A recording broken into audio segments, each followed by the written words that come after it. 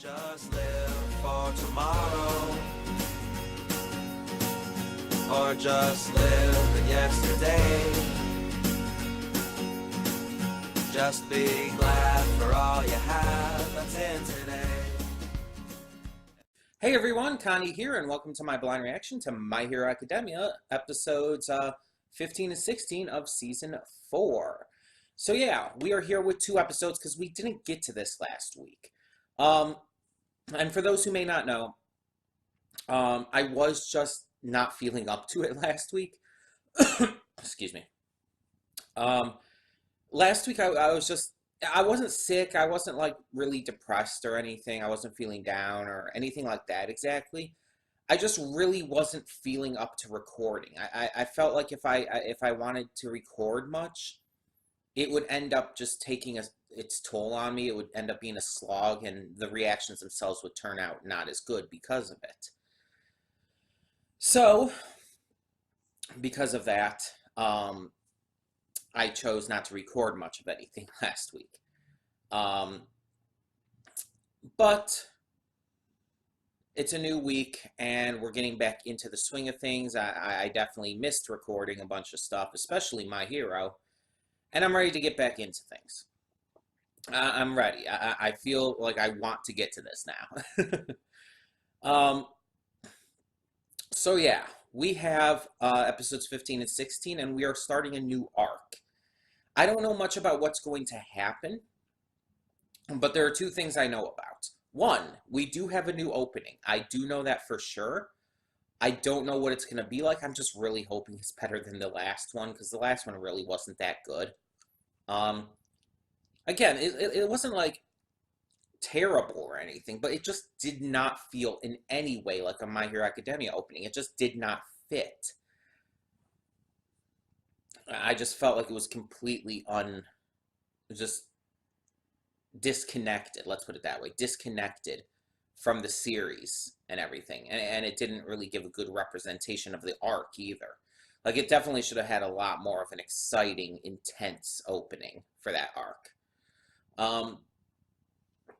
The second thing I know, though, is that apparently someone on Twitter, I guess, said that there was a character, a child character in, I believe it's episode 16, that they compared in appearance to Yoshikage Kira from JoJo's Bizarre Adventure.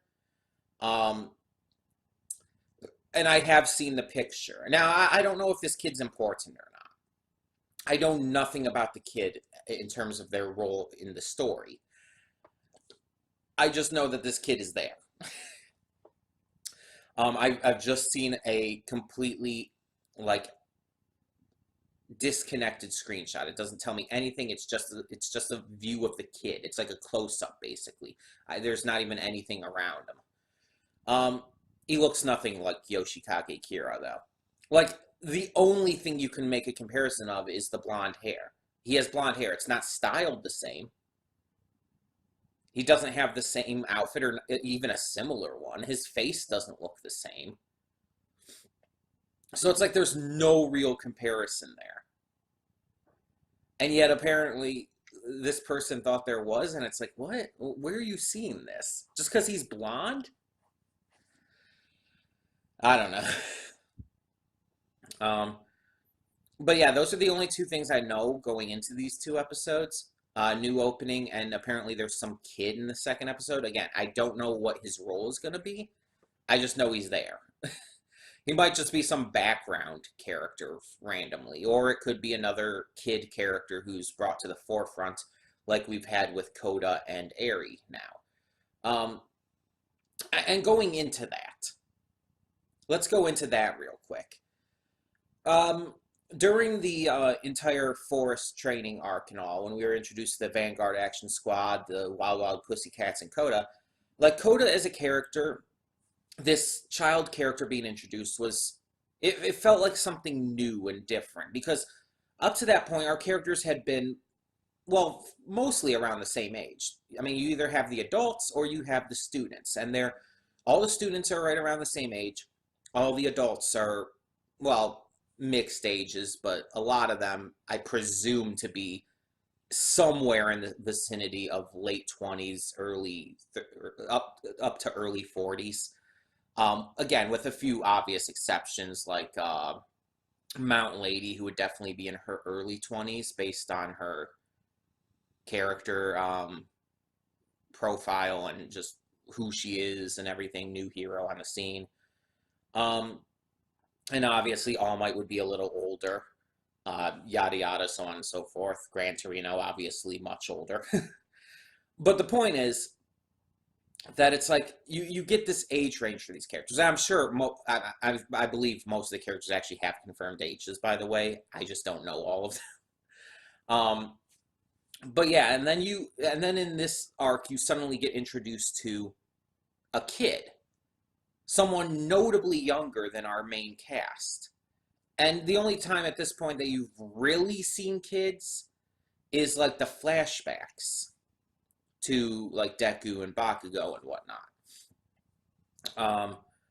So, and again, it's like those are just flashbacks. So it's like this is a new character being introduced as a kid, not in flashback as a kid. And it's like he's taking a center role in the arc. Let's be honest, he had a major role, not only for his backstory, but also the fight against Muscular. He was, important to that. While the villains weren't necessarily after him, he did have an important role to play, especially in Deku's story. So then when this arc comes along and brings in, and I see that there's another child character being brought in, Eri, my initial thoughts at the very beginning when I found that out is that I'm afraid Eri is going to end up being another Kota. That it's going to have the same kind of thing going on, where she has a massive point to the story, a notable major point in the story, and in the end, she just never comes back after that. She may be mentioned once or twice, but it's like, oh, she's there for that arc, and she never comes back. Because that's kind of what happened with Kota. He was there for that arc, and again, outside of being mentioned, like maybe twice at most, he's not important anymore. He's not relevant. We've had other side characters come back, like the aforementioned Mount Lady, Kamui Woods, Todoroki's father, etc. Endeavor, that's his name.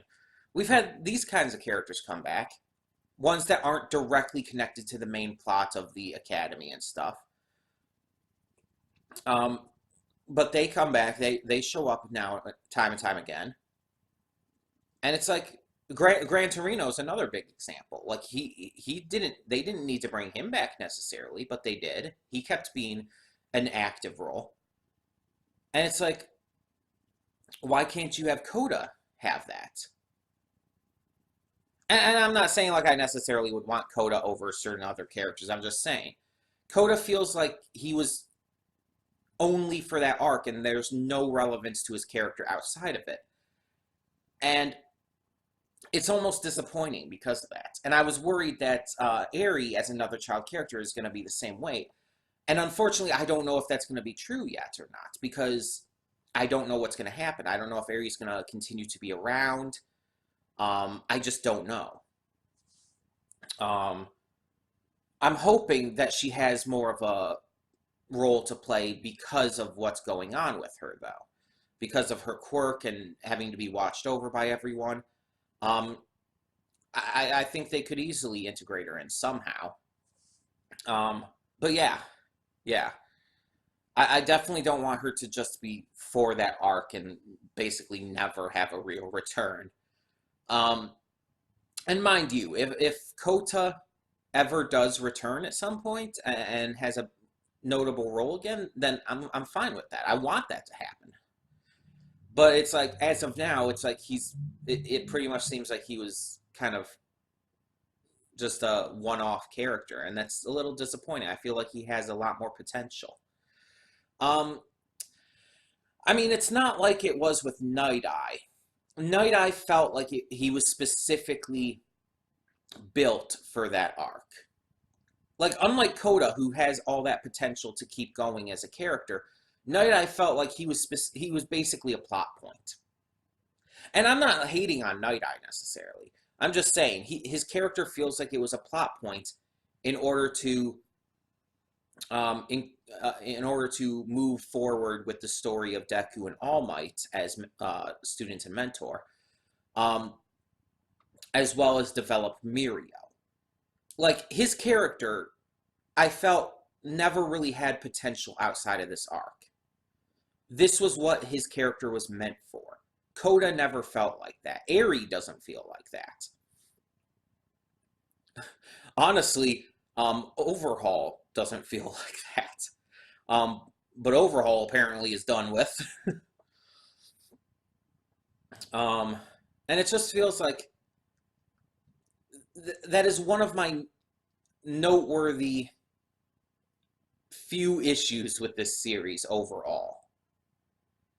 Is that its characters are handled in such a almost random way in terms of how they feel as characters.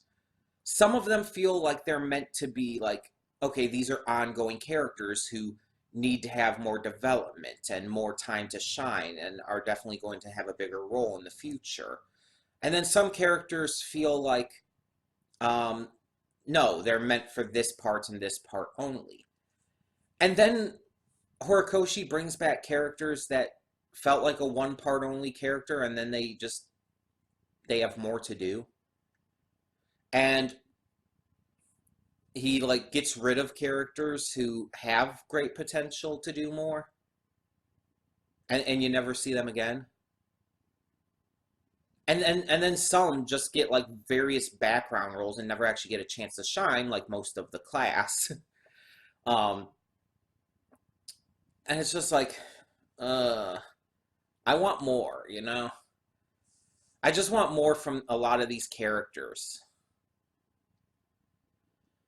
I just want it to feel a little more like it was cohesively thought through. It's the one notable issue I have with this series as a whole. Otherwise, it's just little nitpicks here and there. And I still love the series despite all that. By the way, I still love My Hero despite all of that. But that is kind of one notable issue. It just feels like some of the characters are like disjointed in how they're handled.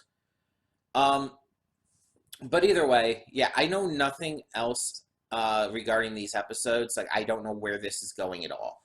Because we just got off of a major arc involving Overhaul and the Shie Hakaisai, where in the end, basically both the heroes and the League of Villains won.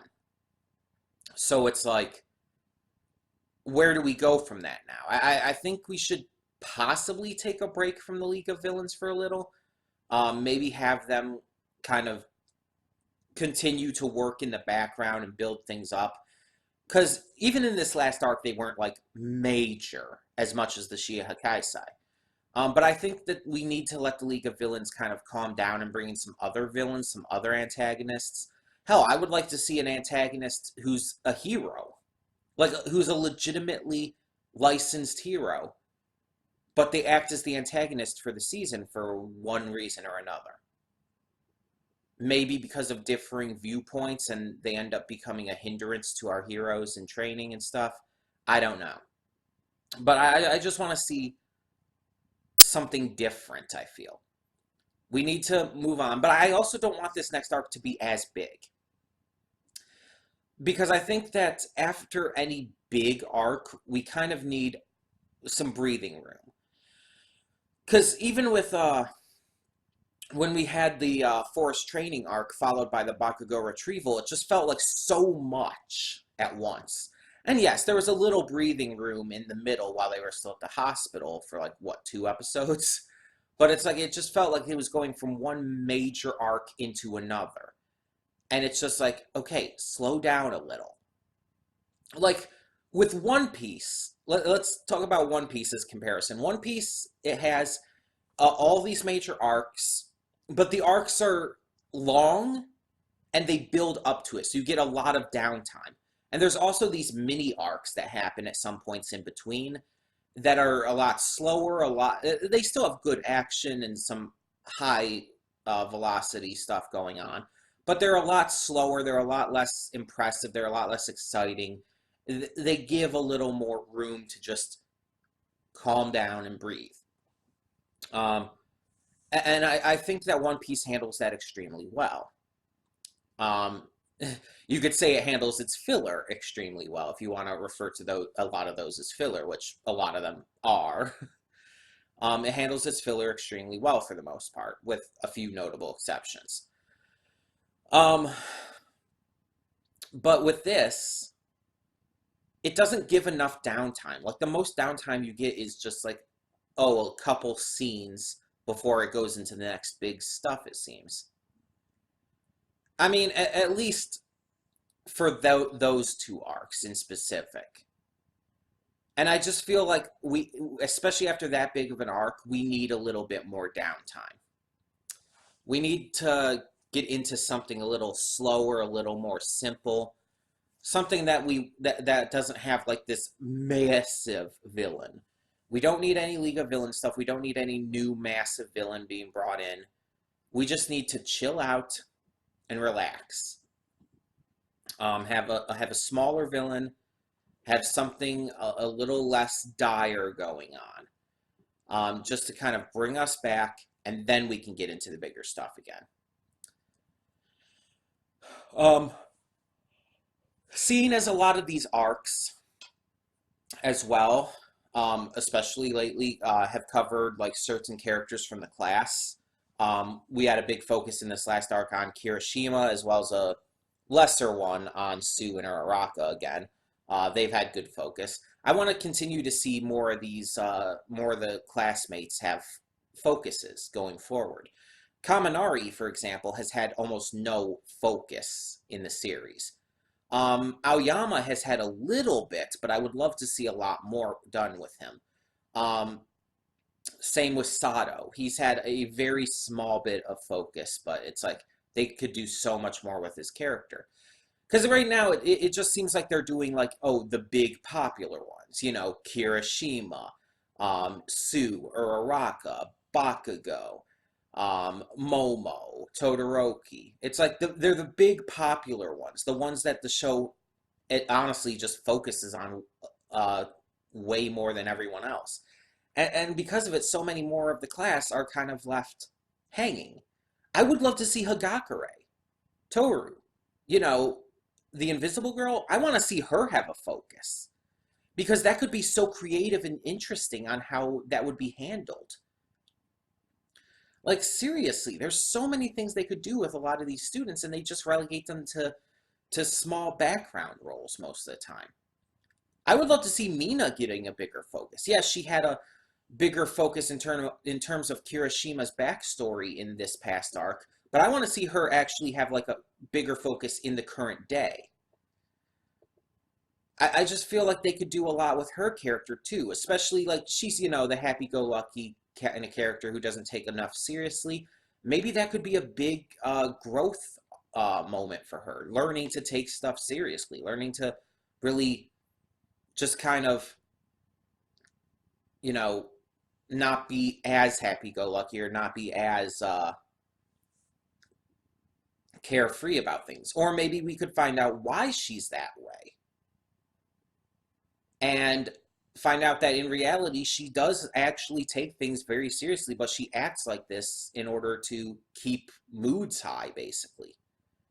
I would like to find out something like that. I would like to delve into stuff like that. And I don't know if we're going to. Because it almost seems like Horikoshi wants some of these characters to just remain in the background, and it feels like a complete waste of their character. And I know, I'm talking a lot of shit here at the beginning about the way Horikoshi has written this series and everything. Don't get me wrong, My Hero Academia is still my second favorite anime of all time. It is still my second favorite anime of all time. That's not going to change. I love it. I adore it. I mean, it might change, but, you know, that depends on how things go. both with this series and with other shows I watch in the future. But yeah, it's not like I hate this series, and even if it does change, even if it does, like, if it is beat out by something in the future, I mean, that doesn't make My Hero Academia any less amazing. It doesn't hurt My Hero Academia's quality at all. So it's like, it's not like I'm saying I hate this show or anything. I'm just noting things that I feel like could be done better and should be done better going forward, especially with this new arc coming up. There's so much potential to do more stuff.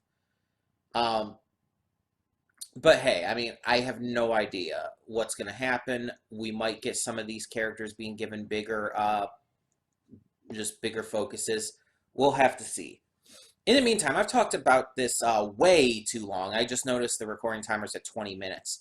I am so sorry for this long-ass pre-thoughts. There is just a lot I wanted to get off my mind. And I am going into 2 episodes here, so... yeah, let's just get this started. When the screen fades to black, pause this redirect and go to the description below. Follow the link to the reaction, and after you watch it, come back here to the redirect and resume play. Because after it fades to black and then fades back in, everything from that point forward will be my afterthoughts and will contain spoilers to the episodes. So that being said, thank you so much for tuning in, and I will see you at the reaction. And we are back, and we'll begin with spoilers in 3, 2, 1, now. Okay, so 2 very good episodes, kind of starting off the new arc, kind of not. Unless this is going to be like a mini arc, just detailing the entire thing with the, oh my god, the provisional license stuff for these heroes in training. So the first episode here was kind of like the in-between. It was the aftermath of the first, or of the last arc, as well as kind of introducing some new things going forward, such as Gigantomachia, the fact that we have Kurogiri in custody now, which I really feel was intentional.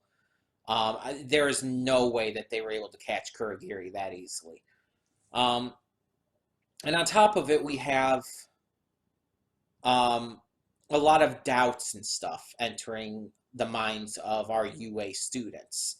Mainly our 1A students, Deku, Kirishima, Sue, Uraraka. They have a lot of doubts and questioning on whether or not they did enough, on whether or not they really lived up to the title of hero that they're aiming for.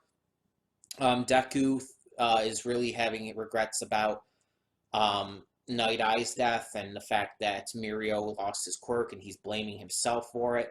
Uraraka feels like she could have done so much more. And Sue and Kirishima, I feel like, are probably on that same wavelength as Uraraka is. They just feel like while the mission was overall a success, it came at costs that they feel they could have avoided. And I understand that, because in this kind of situation, it's like, yeah, that's a valid thought. And I think most people would probably feel that. Like, trying to compare it to something in real life, like, obviously we don't have these kind of big hero things going on in real life, not like to this degree and not like this kind. But, like, with police officers and all, when they're trying to save people, or firefighters, or whatnot, when they're trying to help, it's like, you don't think they have regrets when they can't like succeed at everything or save everyone? I'm sure a lot of those firefighters and police officers and other people like that deal with that kind of stuff all the time. People in the military, oh hell yeah, they deal with those kind of issues all the time, with those kind of feelings. And I mean, hell, people in general, like normal people, if let's say you have a friend who unfortunately commits suicide, and I'm speaking from experience here, a lot of times you'll feel like there was something more you could have done or said or just been there more. And it makes you feel so worthless. It makes you feel like you just couldn't have you couldn't do enough, and you didn't do enough. And in my case, it made me become very reclusive. I kind of retreated into my shell and became a lot more introverted than I had ever been before. And I was a middle school student when this happened. When my friend purposefully stepped out into traffic because of bullying that was going on. So it's like, I know how badly it can hurt to not succeed at everything you were trying to do, to feel like you messed up, even if everything went off well. And I mean, obviously, it's a completely different situation than what I went through and what many people go through. But still, like, I understand. I get it. Meanwhile, we do have the licensing exam retests going on. And they're deciding to step things up a little bit by having Bakugo, Todoroki, Kami, and Inasa do a special test against these kindergartners. So their goal is to basically befriend and calm down these unruly kindergartners who have just basically overrun things and don't respect their teacher. They've become completely unruly and uncontrollable.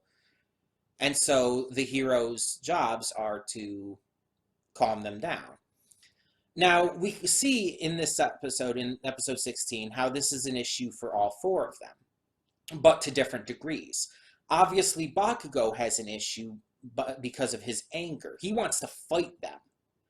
He wants to take these kids, hang them up, and throw rocks at them. Not a good idea. And obviously, that's something Bakugo is going to have to work through here.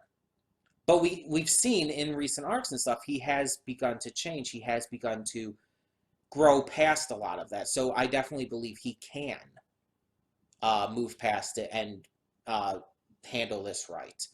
Todoroki, meanwhile, is still trying to be so much unlike his father that his idea is to basically, as it was put, give out a character sheet of himself, a spoken character sheet of himself, telling the kids like who he is down to the smallest detail, because he's trying not to let that anger and that emotion out. And of course, the kids find it extremely boring. Inasa, his big idea was to try and relate to the kids on the idea of wanting to be heroes. But the kids call him out on it. And it's like, by failing this, by making these heroes do this extra work and everything, you're just failing them yourself, aren't you? And it's like, and it just gets to him. And then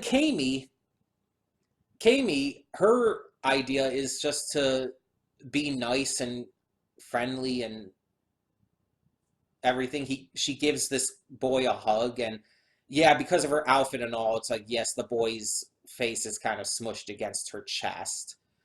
And all of a sudden, all the other girls in the class start calling her like things like a harlot and shit. And it's like, they're just like talking about her behind her back and like saying we should get away from her and stuff, and hissing at her, which was ridiculously hilarious.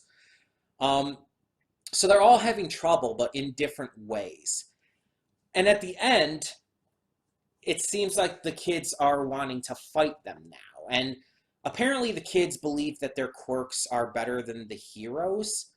So it's like, I mean, maybe some of them have the potential to be, but it's stated that, yeah, I mean, obviously if our four students went all out, they would destroy these kids. But that would demoralize them, and that's not what they want to do here. But if they let the kids win, it would make them more impudent. So it's like, it's kind of, as they said, an impasse. So what do you do in this situation? Is there a happy medium you can find? Or is there some other way to handle this? I guess we'll find out next episode. Um, but yeah, it's like, it's a really interesting idea. Um, I have no idea where that's going to go, though. I have no idea what they're going to do with that. Because I don't think that our heroes are going to pass if this fight continues like it is.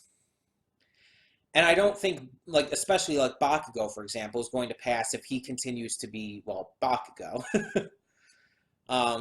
He's got to calm his ass down.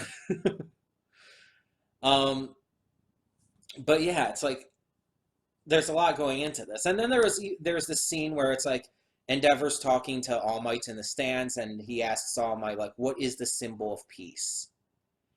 And All Might's answer is basically like, I don't know how to answer that. It's like, I was just kind of doing what I felt I needed to do. I was just being a hero, basically. And that's kind of like how I view it. Like, All Might, it's like, he wanted to become a symbol of peace for the world, but at the same time, like, he was just doing what he knew and felt to be right. He was acting in the way that would help people, first and foremost. But his advice to Endeavor ended up being like, don't try to copy me here. Don't try to be me. Don't try to do what I did. Be your own hero. Become your own symbol. And it's like, I like that ideology. I think it's a good idea. Like, he should become his own thing here. He shouldn't have to rely on what All Might did. He shouldn't try to be another All Might. He's the #1 hero now, whether he likes the way it came about or not. And he's got to take up that mantle, and he's got to stop being himself. Let's be honest, if he wants to make this world a better place, which I do believe he does. I do believe he wants to be a hero. But he has to definitely change his ways in order to do so. Just like Bakugo does. But yeah, I'm very interested to see where they take this.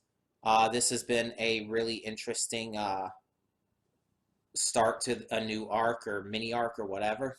I will apologize again for the first 12 minutes of the reaction, for having to re-record that.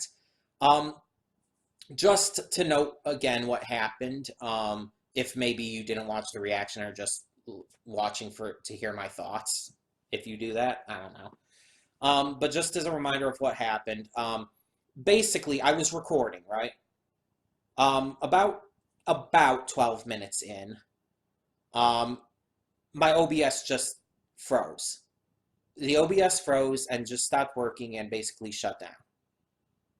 And because it did that while it was recording, it doesn't save the file properly.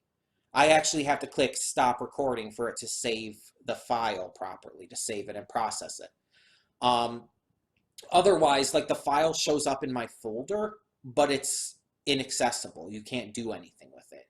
It's not really corrupted per se, but it's just completely, it's a dead file. It's just taking up space. So I had to restart everything, get everything going again. And it's like, make sure OBS was going to work and everything, make sure my camera was going to work. And had to start from the beginning again. Because again, since that wasn't saved and all, it's like, I have no really other option. So I'm sorry for those first 12 minutes or so being not blind. But there's really nothing I could do to stop that. And as I've said, this happens sometimes. This has happened before. It'll very likely happen again. And I don't know if it's because of this version of OBS, because technically I shouldn't have this version. Because there's a newer version of OBS that's out, I guess, that's and this version's not technically normally available anymore. But I got it anyway. because I don't like the newer version at all. It's terrible and not as user friendly. Um, but I got this old version again, and I don't know if that's like what's causing it, or I don't know. But it's like it happens every now and again, and it's not like a massive deal. It's like, oh, it messes up, it freezes and everything. I just start everything over again, and it's like it's good. Um, but yeah, sometimes it'll like freeze for a long time, and I basically have to reset my computer. Um, and sometimes it like freezes only temporarily, so it's kind of just take it as it goes. But it doesn't happen all the time or anything. It's kind of rare. Not like super rare or anything, but it's like I think if you wanted to quantify it, it's like maybe twice a month at most, which isn't too bad, and I can deal with it. And it's never like close together either. It's like because once it happens, it takes a while for it to happen again. There's even been a couple occasions where it hasn't happened for a couple months. But that's it. It usually happens a little more often than that. But yeah, it's like unfortunately there was nothing I could do about it, so it's just I had to start over. Um, but I still told you guys what I thought of everything, and also you still got to hear that. Um, but yeah, and you still saw like most of these two episodes all together, blind. So yeah. And once again on the opening, I do like the opening. It's a good opening. I still don't feel like it feels like a My Hero opening though. Like seasons 1 through 3 were great with their openings, but then all of a sudden this season, it's like, what are you doing? It's like, why are you changing the style of the opening so drastically? I mean, I get that they want to mix things up and change things up and make the openings a little more unique and interesting and help them stand out, basically. But the first one of this season, the last opening, felt super generic. It didn't stand out at all, except amongst My Hero openings, in which it was just terrible by comparison. And honestly, it just didn't work at all. It just did not work. And this one is good. It's a good opening, unlike the last one. But the problem is it just doesn't feel like a My Hero opening. It doesn't fit the show. Again, unless this is the tone that this next arc is going for, which maybe then it'll fit, but it's like it's kind of like the first season 3 opening for Attack on Titan. Um, Not inherently bad, but it felt so off from the brand that it was extremely distracting and just hard to watch and connect it with the show. But then the first half of season 3 ended up being like that. The actual series ended up going off in such a different direction that it actually felt extremely jarring, like it didn't fit the series and yada yada. So it's like the entire show, not just the opening, did that. With this, like the show was the same as ever.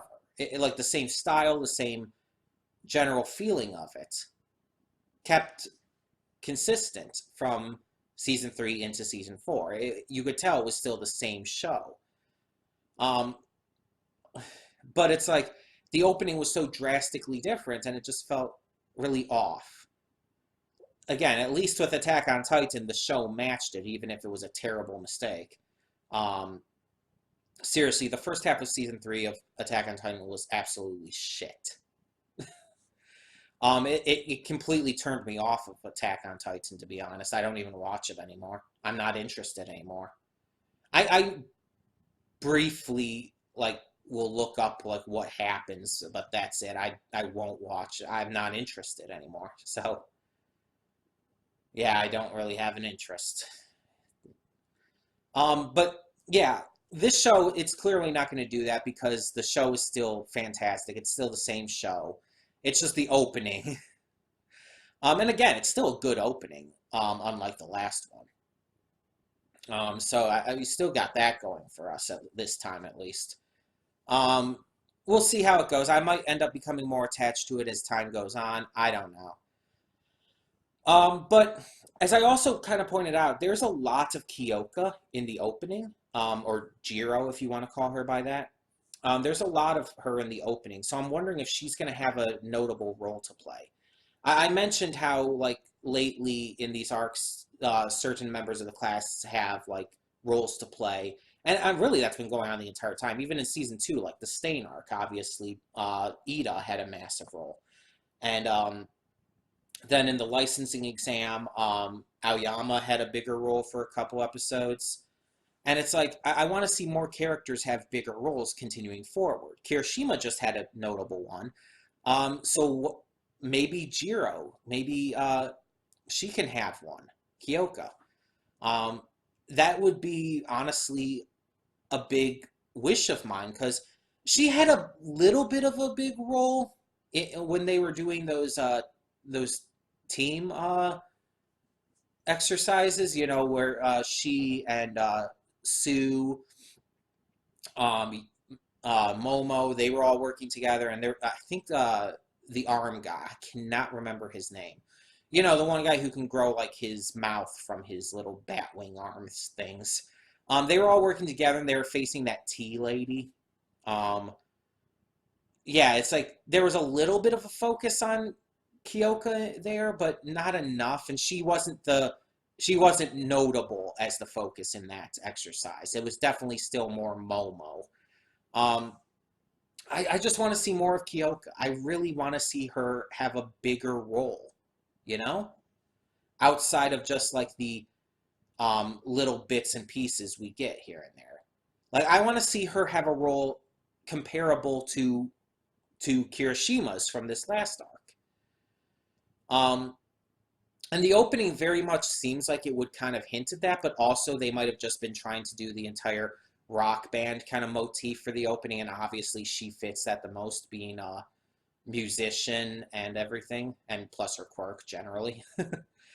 I'm hoping that she does get a focus, though. I really am.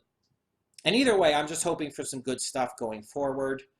But I kind of expect it to be good. I'm really interested to see what they do with Gigantomachia. As I mentioned, he was briefly mentioned in the death battle between All Might and Might Guy. But it was basically just to show that crater he made on the mountain. And to, you know, mention the power scaling with All Might and shit. It's not really on the entire level of, like, they went into who he is or what he is. Like, that's, I mean, I was surprised when I found out that he was another kind of child of All for One. I did not, I had no way to know that, because that wasn't mentioned. I'm interested. I'm very interested to see what they do with him, and I'm excited going forward, because this is definitely a show that is just, like, doing a lot of stuff good, a lot of stuff right. It's definitely one of the best anime out there. Obviously my second favorite, and definitely one of the best shonen anime for sure. Like, if you were just counting shonen anime, it'd be up there with the likes of Yu Yu Hakusho and whatnot. It's just really that good. We'll see where it goes. We'll see where it goes. But tell me in the comments below what you thought of this opening. These 2 episodes, actually, of My Hero Academia Season 4. And thank you so much for tuning in. For now, I'm Connie, and I'm signing off. See you all next time.